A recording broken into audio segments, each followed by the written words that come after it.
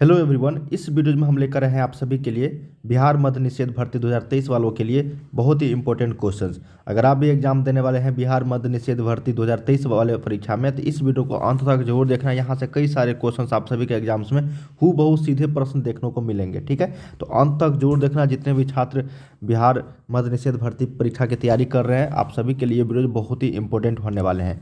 Video को अंत तक जरूर देखना और चैनल पर अगर नए हैं तो चैनल को सब्सक्राइब कर लीजिएगा, ताकि इसी तरीके से आप लोग को हर एग्जाम्स की तैयारी कराई जाएगी और यहाँ से आप लोग मद्य निषेध परीक्षा की बिल्कुल फ्री में तैयारी कर सकते हो और वो भी अच्छे मार्क्स से यहाँ पे आप लोग सीट जो है वो पक्का कर सकते हो, ठीक है। तो चलिए यहाँ पे पहला प्रश्न देखते हैं। वीडियो को लाइक कर लीजिएगा, चैनल को सब्सक्राइब कर ही लेना और लिंक आपको डिस्क्रिप्शन में मिल जाएगा दोस्तों, वेबसाइट वगैरह का, जहाँ से आप लोग तैयारी कर सकते हो, प्रैक्टिस सेट वगैरह, ठीक है। तो चलिए यहाँ पे पहला प्रश्न देखते हैं। कहा गया है कि नई शिक्षा नीति 2020 के तहत 10+2 के शिक्षा मॉडल के स्थान पर किस पाठ्यक्रम को लॉन्च किया गया है। तो देखिए दोस्तों, नई शिक्षा नीति 2020 जो आया है वो 10+2 के शिक्षा मॉडल के स्थान पर अब पाठ्यक्रम जो लॉन्च किया गया है उसको 5+3+3+4 के रूप में, ठीक है। तो सही उत्तर क्या हो जाएगा? ऑप्शन नंबर आपका सी, 5+3+3+4। अगला यहाँ पे कि G7 देशों का सदस्य कौन सा देश नहीं है। क्या प्रश्न है कि G7 है ना, देशों का सदस्य कौन सा देश नहीं है। तो G7 में टोटल 7 देश है, जिसमें से कौन सा देश सदस्य नहीं है, तो वो हमारा भारत है, ठीक है ना। अमेरिका, ब्रिटेन और फ्रांस ये सारे G7 सदस्य का देश है, लेकिन भारत जो है ये सदस्य नहीं है। अगला है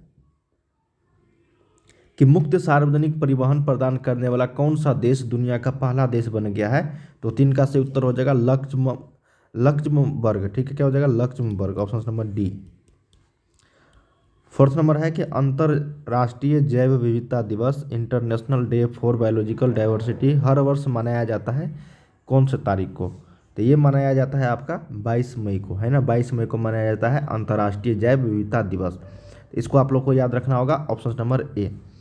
फिफ्थ नंबर है दोस्तों कि यहाँ पे कि रोहतांग सुरंग का नाम पूर्व प्रधानमंत्री अटल बिहारी वाजपेयी के नाम पर रखा गया है, जो 2 स्थानों को जोड़ता है, ठीक है। तो इसका आंसर आप लोग को हो जाएगा यहाँ पे लेह और मनाली। लेह और मनाली 2 ऐसे स्थान को जोड़ते हैं जो रोहतांग सुरंग का नाम अटल बिहारी वाजपेयी के नाम पे रख दिया गया है, ठीक है। और वो लेह और मनाली को जोड़ता है। तो सही उत्तर ऑप्शन नंबर ए। 6 नंबर है कि बैंकिंग क्षेत्र में सुधार के बाद अब सार्वजनिक क्षेत्र के बैंकों की संख्या कितनी रह जाएगी। तो बैंकिंग क्षेत्र में सुधार के बाद सार्वजनिक क्षेत्र के बैंकों की संख्या हो जाएगी दोस्तों आपका कुल 12। कितने हो जाएंगे? 12। अगला यहाँ पे कि हाल ही में मारिया शारापोवा ने खेल से संन्यास की घोषणा की है, वह किस खेल से संबंधित थे। तो सही उत्तर हो जाएगा टेनिस। क्या हो जाएगा? Tennis, option number A.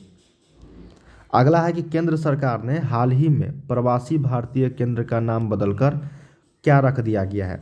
हाल ही में प्रवासी भारतीय केंद्र का नाम बदलकर रख दिया गया है आपका सुषमा स्वराज भवन। क्या रखा है? सुषमा स्वराज भवन। तो ऑप्शन नंबर क्या हो जाएगा? सी। अगला है 9 नंबर कि मेरा इंडिया अभियान के तहत कब तक मलेरिया उन्मूलन का लक्ष्य है। देखिए, मेरा इंडिया अभियान चलाया गया है भारत सरकार की ओर से, वो मलेरिया उन्मूलन को ख़त्म करने के लिए, ठीक है। तो ये लक्ष्य है कब तक? तो सही उत्तर हो जाएगा यहाँ पे 2030 तक का। चलिए अगला प्रश्न देखते हैं। कहा गया कि प्रधानमंत्री मोदी जी ने अपने दूसरे कार्यकाल में पहली विदेश यात्रा किस देश का किया था, ठीक है ना। जब दूसरी बार 2019 में ये प्रधानमंत्री बने थे, तो किस देश की यात्रा उन्होंने सबसे पहले किया था। तो सही उत्तर हो जाएगा मालदीव के। किसके? तो मालदीव के। अगला है कि रणजी के एक सत्र में सर्वाधिक विकेट लेने का रिकॉर्ड किसने बनाया है। पुनीत बिष्ट, आशुतोष अमन, जसप्रीत बुमराह या फिर कुलदीप यादव। तो सही उत्तर हो जाएगा आशुतोष अमन। क्या हो जाएगा? आशुतोष अमन, जिन्होंने सबसे ज़्यादा विकेट रणजी सत्र में लिया है, रणजी ट्रॉफी में, ठीक है, रणजी खेल में। अगला है 12 नंबर कि किस राज्य में हाल ही में FIR आपके द्वार योजना की शुरुआत हुई है। तो सही उत्तर इसका हो जाएगा मध्य प्रदेश में।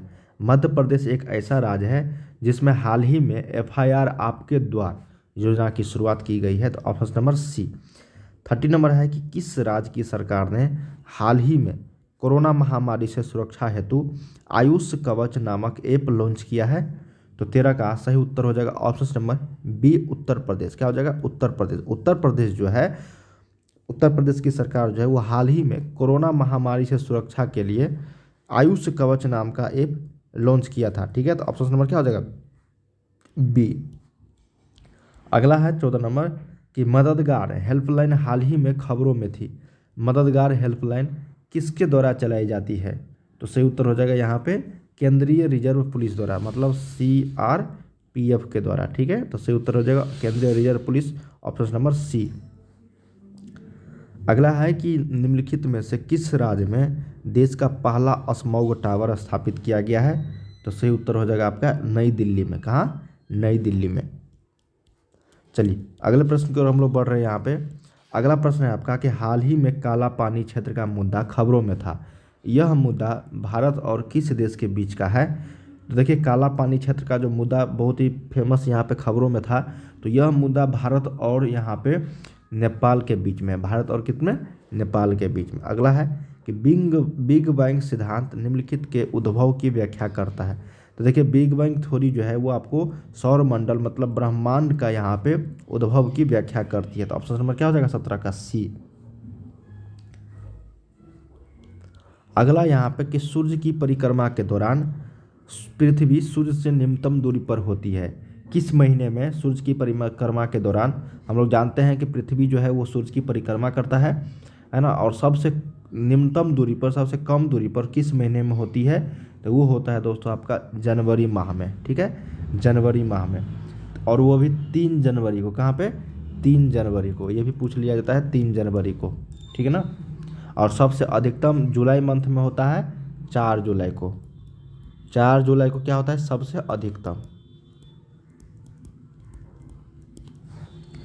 चलिए अगला है कि एक मिश्र धातु है जर्मन सिल्वर। ठीक है, तांबे और जस्ते का अनुपात इतना है 21:16 तथा था, जबकि निकिल और जस्ते का अनुपात इतना था। तो मिश्र धातु में तांबा, जस्ता, निकिल का अनुपात जो है यहाँ पे क्या था?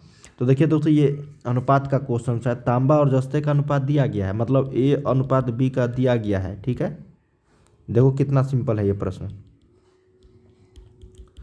और उसके बाद B अनुपात C का दे दिया गया है आपका 7:24। तो आप नहीं निकाल सकते हो A अनुपात B अनुपात C का। तो इसका सही उत्तर हो जाएगा आपको 63:68:14। क्या हो जाएगा? 63:68, 63, 48 और 14। ऑप्शन नंबर क्या हो जाएगा यहाँ पे? बी करेक्ट हो जाएगी। ठीक है। अगला है आपका कि एस्टेरॉयड बेल्ट की उपस्थिति किन 2 ग्रहों के मध्य है? तो सही उत्तर हो जाएगा यहाँ पे बृहस्पति और मंगल के बीच। अगला है कौन सा देशांतर प्रधान याम्योत्तर के साथ मिलकर ग्लोब पर बृहत वृत्त का निर्माण करता है? तो 21 का सही उत्तर हो जाएगा डी 180 डिग्री। क्या हो जाएगा? 180 डिग्री। अगला है कि संचार उपग्रहों में पृथ्वी के स्टेशन से सिग्नल ग्रहण करके विभिन्न दिशाओं में भेजने वाला जो यंत्र है उसको हम लोग बोलते हैं ट्रांसपोंडर। क्या बोलते हैं? ट्रांसपोंडर। Option number C. अगला है कि भूपरपट्टी पर द्रव्यमान प्रतिशत के रूप में कौन सा एक सर्वाधिक मात्रा में पाया जाता है? तो वो उसका नाम है ऑक्सीजन। क्या है? ऑक्सीजन। अगला प्रश्न है कि निम्नलिखित में से कौन घास का मैदान नहीं है? तो घास का मैदान यहाँ पे नहीं है दोस्तों, वो है सेलवास। क्या है? सेलवास जो है वो घास का मैदान नहीं है। स्टेपी, लानोज, डाउन्स ये सारे आपका घास का मैदान है। स्टेपी जो होता है दोस्तों ये भी आपका घास का मैदान है। ठीक है ना, और ये आपका डाउन्स जो है ये भी घास का मैदान जो ऑस्ट्रेलिया में होता है, और लानोज भी आपका है जो वेनेजुएला और कोलंबिया में होता है। ठीक है, चलिए से उत्तर यहाँ पे ए। अगला है कि निम्नलिखित में से कौन सी दक्षिण अटलांटिक महासागर की शीतल धारा है? तो सही उत्तर हो जाएगा इसका वेंगुएला धारा। क्या है? वेंगुएला धारा, जो दक्षिण अटलांटिक महासागर की शीतल धारा में आता है। अब एक कथन और कारण का क्वेश्चन है कि भूमध्य रेखा के निकट के क्षेत्रों में वर्ष भर वर्षा होती है। भूमध्य रेखा के निकट अधिकांश अपराह्नों में उच्च ताप और उच्च आर्द्रता के कारण संवहनी वर्षा होती है। तो इसका सही उत्तर हो जाएगा दोस्तों दोनों सही है। ठीक है ना, ये भी सही है कि भूमध्य रेखा के निकट के क्षेत्रों में वर्ष भर वर्षा होती है, सही है। और भूमध्य रेखा के निकट अधिकांश अपराह्नों में उच्च ताप और उच्च आर्द्रता के कारण संवहनी वर्षा होती है, दोनों सही है। ठीक है ना, और RA आर जो है वो ए का सही स्पष्टीकरण भी है, तो ए ऑप्शन यहाँ पे सही हो जाएगी। चलिए अगला प्रश्न की ओर बढ़ रहे हैं हम लोग। यहाँ पे कहा गया है कि निम्नलिखित में से कौन सागर की संसार की सबसे बड़ी पोतवाहक नहर है। तो पोतवाहक जो नहर है यहाँ पे सही उत्तर हो जाएगा आपका स्वेज नहर। क्या है? स्वेज नहर, जो सबसे व्यस्त नहर भी है। अगला है कि संपूर्ण विश्व के क्षेत्रफल में भारत की भागीदारी लगभग कितना है। तो क्षेत्रफल की बात आ रही है ना, जनसंख्या में तो काफ़ी ज़्यादा है। क्षेत्रफल में अगर बात करेंगे दोस्तों तो ये उसका हो जाएगा 2.40%। कितना हो जाएगा? 2.40। चलिए अगले प्रश्न की ओर हम लोग बढ़ रहे हैं। यहाँ पे कहा गया है कि निम्नलिखित में से कौन सी नदी 3 बार 2 धाराओं में विभक्त हो जाती है और कुछ मील आगे जाकर पुनः मिल जाती है और इस प्रकार श्रीरंगपट्टम, शिव समुद्रम और श्रीरंगम के द्वीपों का निर्माण करती है।